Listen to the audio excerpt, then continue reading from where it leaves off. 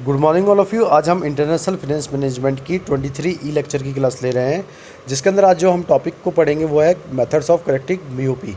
किस तरीके से हम बीओपी को करेक्ट कर सकते हैं, मींस बैलेंस कर सकते हैं।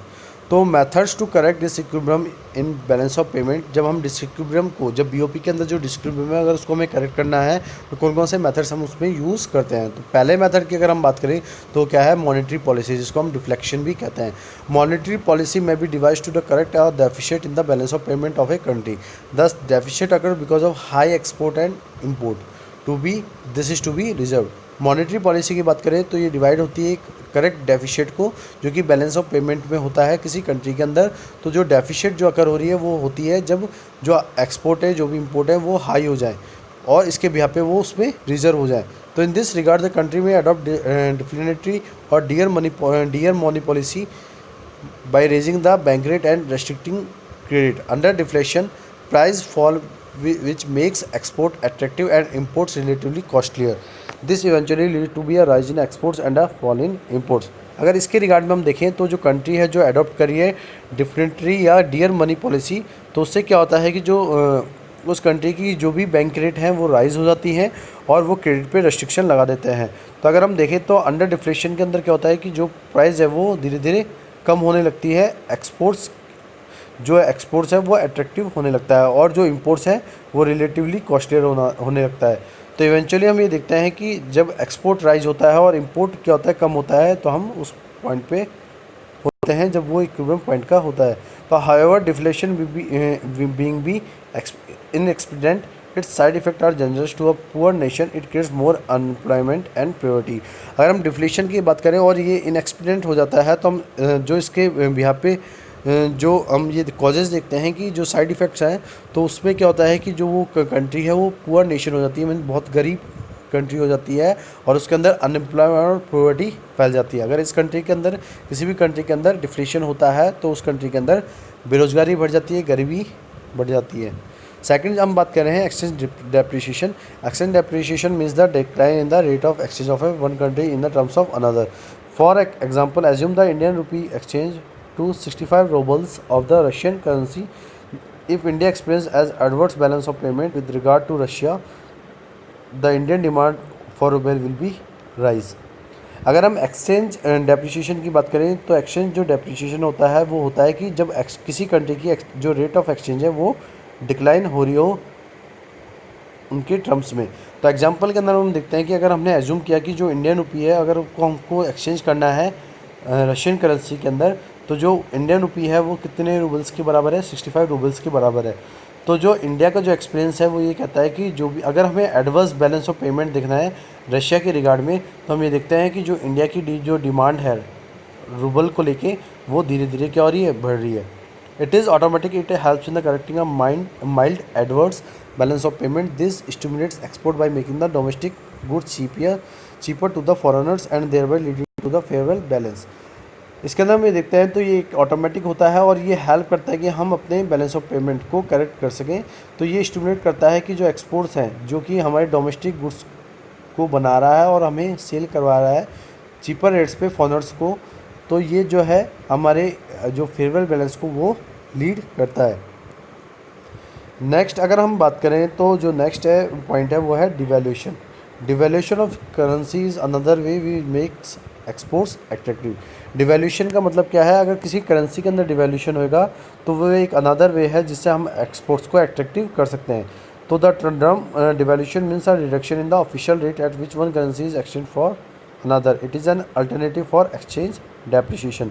अगर हम डिवैल्यूएशन की टर्म को देखें तो इसका मतलब ये होता है कि जब किसी एक ऑफिशियल जो किसी एक करेंसी की जो ऑफिशियल रेट है वो धीरे धीरे क्या हो रही है, कम हो रही है किसी दूसरी करेंसी को एक्सचेंज करने में, तो जो अल्टरनेटिव है इसके बिहाफ पे तो वो क्या होते हैं हमारे एक्सचेंज डेप्रिसिएशन। तो डिवैल्यूएशन क्या है, devaluation is undertaken when the currency is found to be unduly over valued. Devaluation makes the goods cheaper for the foreigners, export will rise and imports decline. अगर डिवैल्यूएशन की हम बात करें तो devaluation को जब हम अंडरटेक करते हैं तो हम देखते हैं कि जो करेंसी हमने देखी है वो ओवर वैल्यू हो रही हैं। तो जो डिवैल्यूएशन है वो क्या करता है कि जो फॉरेनर्स के लिए जो गुड्स है वो चीपर करता है, जिससे कि जो एक्सपोर्ट है वो राइज हो जाते हैं और इम्पोर्ट्स डिक्लाइन हो जाते हैं। इसके बाद अगर हम बात करें तो नेक्स्ट जो पॉइंट है वो है exchange control. restriction on the use of the foreign exchange by the central banks called exchange control.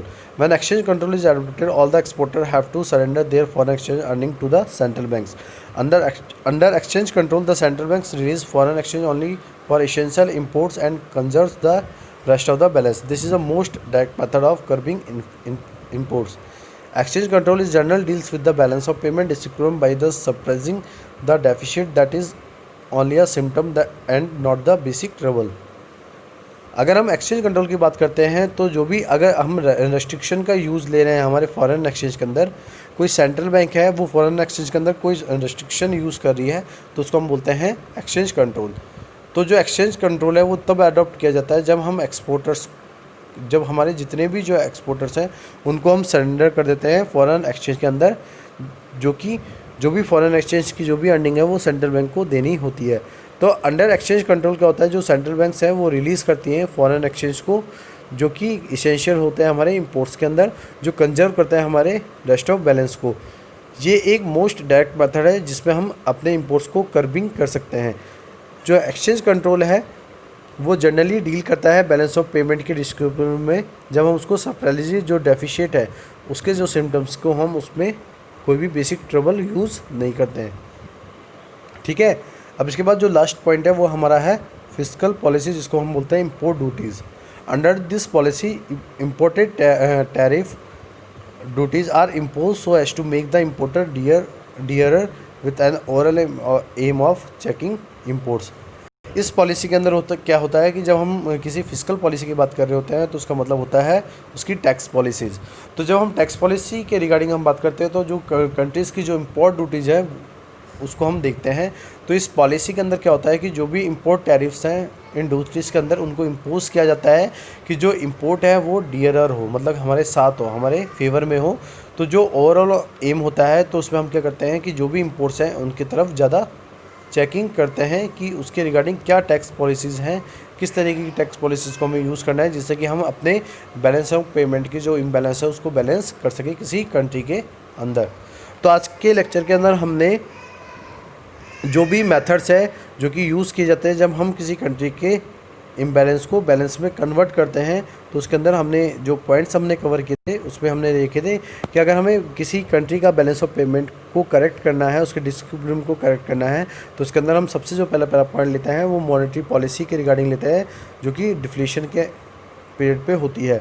तो उसके बाद हमने ये देखा कि जो नेक्स्ट पॉइंट था वो था एक्सचेंज डेप्रिसिएशन, कि जो एक्सचेंज रेट जो किसी कंट्री की दूसरी डिफरेंट कंट्री के अंदर जो उसकी जो रेट है वो धीरे धीरे डिक्लाइन होने लगती है, तब वो हम किस तरीके से अपने जो बैलेंस ऑफ पेमेंट को है बैलेंस कर सकते हैं।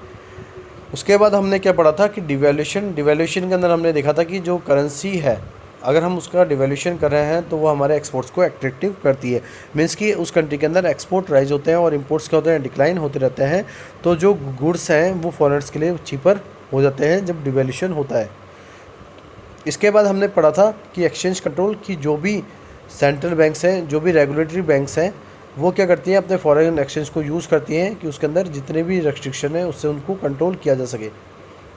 ठीक है, तो जो एक्सचेंज कंट्रोल है उसको अडॉप्ट तब किया जाता है जब हम किसी इम्बैलेंस चीज़ों को बैलेंस करना चाह रहे हैं, जो भी हमारे डिस्क्रिप्टिव पॉइंट है उसको इक्विलिब्रियम पॉइंट पे लाना चाह रहे हैं। ठीक है, इसके बाद लास्ट में हमने पढ़ा था जो पॉइंट था वो था फिस्कल पॉलिसी। फिस्कल पॉलिसी के अंदर हमने देखे थे कि जो डिफरेंट कंट्रीज़ के अंदर जो टैक्स रेगुलेशंस हैं वो डिफरेंट हैं। जो इंपोर्ट ड्यूटीज़ है उसके अंदर जो हम बात करते हैं कि जो इंपोर्ट ड्यूटीज़ होती हैं उसके अंदर हम जो टैक्स पे करते हैं डिफरेंट कंट्रीज़ के अंदर वो भी डिफरेंट है। तो उसके अंदर हम किस तरीके से इस पॉलिसी को अडॉप्ट करते हैं, तो हमने देखा है कि जब भी हम इंपोर्ट टैरिफ ड्यूटीज़ को इम्पोज करते हैं तो उससे क्या होता है कि जो इंपोर्ट है वो हमारे फेवर में हो जाता है और हम उसके बिहाफ पे ये देखते हैं कि हम हमेशा किसको चेक करते रहें, अपने कंट्रीज़ के इंपोर्ट्स को। तो आज के लेक्चर के अंदर इतना ही। Thank you so much and have a nice day.